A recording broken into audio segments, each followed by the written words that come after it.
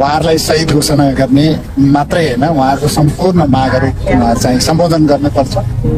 हो, एउटा कुरा चाहिँ यो कुलमान सरले मात्रै अब यसो गर्नु थाहा पाउनु भएछ। अब अरू त्यो प्रधानमन्त्री र गृहमन्त्री त कानमा तेल हालेर बसिरहेछन्। अब सबैको माग पूरा गर्छु भन्दै हुनुहुन्छ कुलमान घिसिङ। अब उसको हातमा पनि सबै उस 2-3वटा उस छन्, तर उसले पनि गर्न मात्रै हुँदैन। मेन कुरो यो प्रधानमन्त्री र गृहमन्त्रीले गर्नुपर्ने काम हो। चुपचाप कानमा तेल हालेर बसिरहेछन्। अब जेएनजीहरू आउँदा पनि समातेर अहिले अब जेलतिर हालिरहेछन्। क्यारे 2-4जना जेएनजीहरू गएर जहिले पनि सुझावहरू दिइरहेछन्। त्यही पनि मलाई अचम्म लागिरहेछ। अब यो गर्ने अरूले त खसै काम गरेको देखिँदैन त अहिले यो पुरानो उसहरूको त अहिले बनाएको सरकारमा त प्रधानमन्त्रीले खोइ के काम गरेको देखिँदैन। चुनावको तर्काउन लागिरहेछन्, गृहमन्त्री चुनावको तर्काउन लागिरहेछन्।